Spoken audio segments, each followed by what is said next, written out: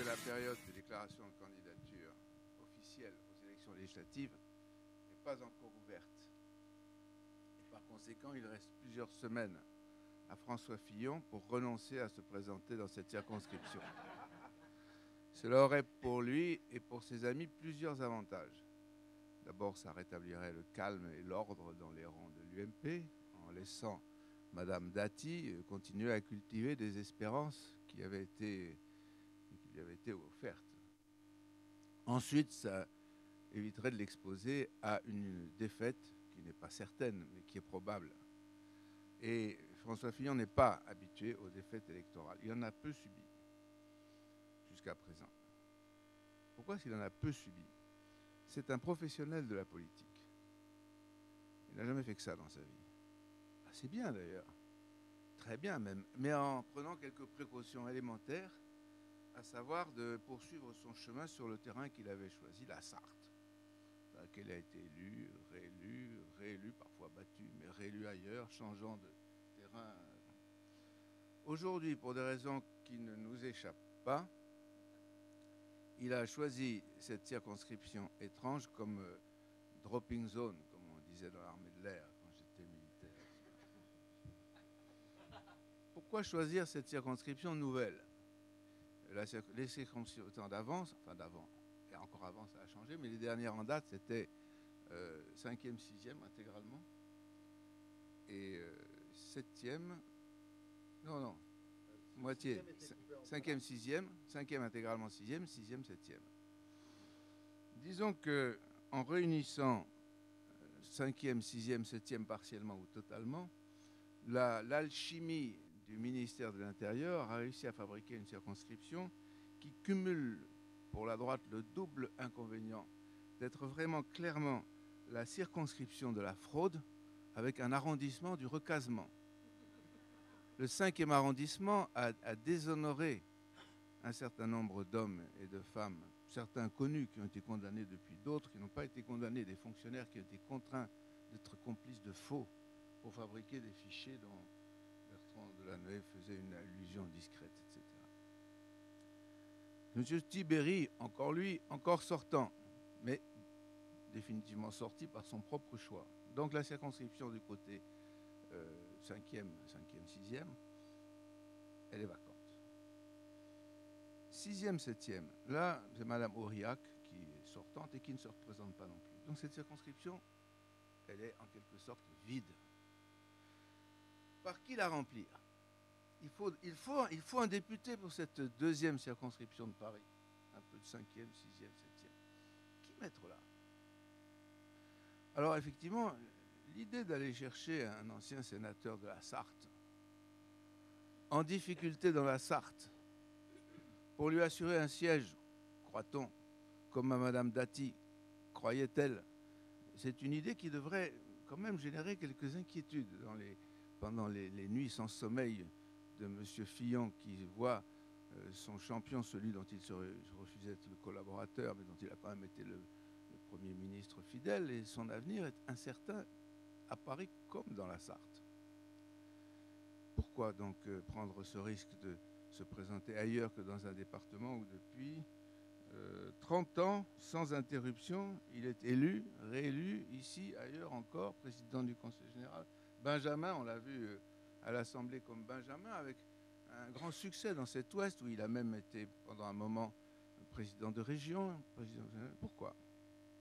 Alors je vais vous faire une révélation, et je regrette qu'il y ait des journalistes dans la salle, parce que je voulais garder ça aux quelques amis qui sont présents. Fillon n'est pas du tout candidat à l'Assemblée nationale. C'est pas du tout à ça qu'il pense. Donc s'il y a des gens qui vont voter pour Fillon aux élections législatives prochaines, c'est dans quelques semaines, pour l'envoyer à l'Assemblée nationale, il se prépare de cruelles déceptions. Parce que de deux choses l'une, de toute façon il ne siégera pas. De deux choses l'une, ou bien il sera battu, et il ne siégera pas parce que ce sera Axel Kahn, ou bien il sera élu, ce n'est pas lui qui siégera non plus, parce qu'il veut, il espère, il croit, il pense, gagner la mairie de Paris. François Fillon n'est pas un candidat comme les autres. Axel Kahn n'est pas un candidat comme les autres. François Fillon n'est pas un candidat comme les autres. Il est dans une situation particulière, à certains égards tragique. Sa vie professionnelle se résume à la vie politique. Il n'a jamais fait que ça, depuis tout jeune. Assistant parlementaire, assistant de l'hôtel, député, conseiller général, maire, président de conseil général, il n'a jamais fait que ça.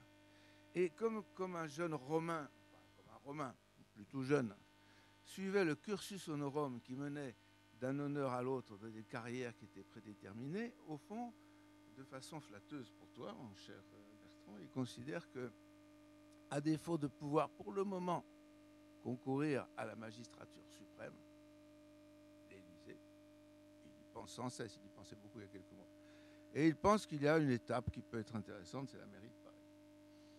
Il est animé par l'ambition de conquérir la mairie de Paris pour lui et pour son camp et pour lui. Très bien. Il n'en est pas sûr.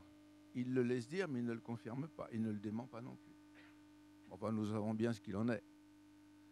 Voilà pourquoi je pense que la candidature d'Axel Kahn est particulièrement intéressante. On ne peut pas dire que lui, ce soit un politicien professionnel. Je dirais même que c'est une vocation un peu tardive. Il est vrai que pendant toute sa période d'activité professionnelle, il n'a pas été entièrement inactif. Il n'a pas non plus rencontré que des échecs. Il a pris des positions courageuses dans des domaines très importants pour la vie publique. Et il est vrai que dans les circonstances présentes, c'est-à-dire cette nouvelle circonscription, cette nouvelle deuxième circonscription, qui n'est à personne, qui n'a pas de député sortant, qui est créée non pas ex nihilo, je le répète, elle est créée à partir de ce qui était la circonscription de la fraude, en ajoutant l'arrondissement, ce que j'appelle l'arrondissement du recasement, puisque c'est dans ces conditions que Mme Dati, qui avait pourtant bien servi Sarkozy à la chancellerie, au ministère de la Justice, a été éjectée comme il faut et précipitée dans cette mairie où elle a apparemment assez bien réussi, puisqu'elle envisage de se présenter aux élections législatives, suivant le conseil de François Fillon, qui a dit si elle veut être candidate, eh bien qu'elle soit candidate, les électeurs jugeront. Les électeurs jugeront quoi? On ne sait pas encore qui à droite. Moi, je pense que François Fillon risque de changer d'avis sur la circonscription. Mais ils définiront en fonction de quoi? Alors, c'est vrai, est-ce que cette symbolique est légitime? Est-ce que le fait d'élire un professeur, un savant, un universitaire, dans une circonscription qui, au fond, est non seulement le quartier latin au sens large, mais une espèce de... Il y a toute une partie de la vie intellectuelle, scientifique, éditoriale, c'est aussi le quartier des librairies, le quartier de l'édition. Cette circonscription, elle est vraiment très symptomatique de quoi? Pas du tout de François Fillon, habitué de la Sarthe. Pas du tout. Mais habitué de ce qu'est l'intelligence, la recherche et toute une dimension de la France qui mérite mieux que Tibéri ou ses successeurs. Je m'arrête maintenant parce que, comme Bertrand Delano a dit tout ce que je pensais et que vous avez dit toutes sortes de choses que je pensais sans le savoir, parce que je ne suis pas aussi instruite que vous, à savoir sur le rôle de l'intelligence dans la vie publique et sur le rôle de l'investissement dans l'intelligence, je pense que c'est un moment très intéressant. Lorsque François Fillon a vu que sa circonscription avait voté contre sa préconisation au référendum européen, c'était il y a quelques années, puisqu'en 2004, il a subi l'échec du Conseil régional, et en 2005, il a eu la grande douleur, la grande blessure d'amour-propre de voir sa circonscription se prononcer contre les préconisations qu'il a faites pour ce référendum. Je pense que dès ce moment-là, il a pensé à la poursuite de son cursus honorum. C'est parfaitement son droit. Et en plus, d'une certaine façon, on le comprend. Il est extrêmement difficile, beaucoup de gens le savent, dans la société française actuelle, sur le plan professionnel, de se reconvertir après 60 ans. Or, c'est l'épreuve devant laquelle il se trouve. Donc, vous avez le choix, vous aurez le choix, tous ceux qui vont voter auront le choix de soit amener à l'Assemblée nationale un intellectuel représentatif de tout ce que peut être la vie universitaire, la vie scientifique, la vie intellectuelle à Paris. Pardon ? La richesse. Oui, la richesse. Est-ce que j'ai dit un mot qui ne t'a pas plu ?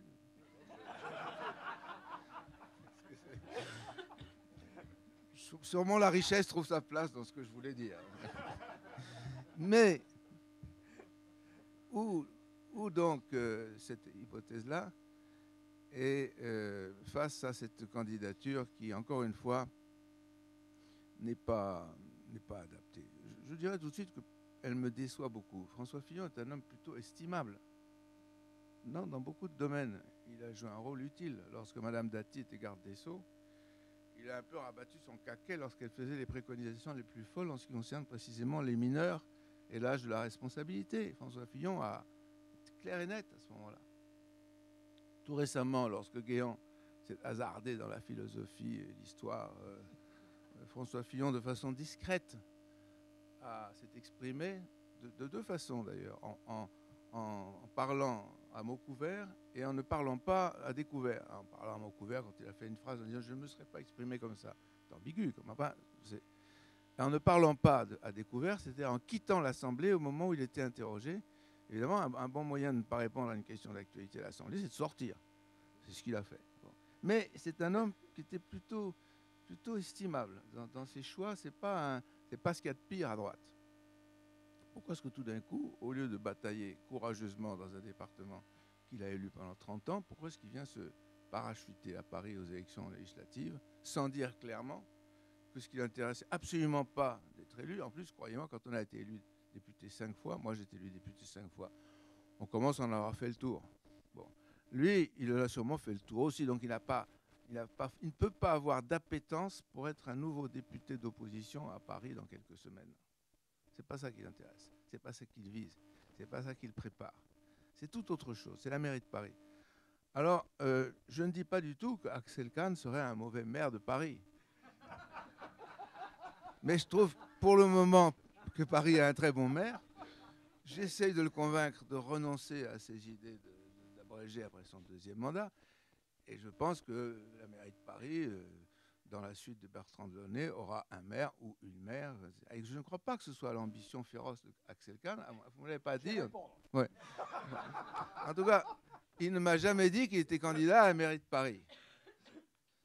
L'élire comme député à Paris, je suis sûr que ça ne passera pas inaperçu.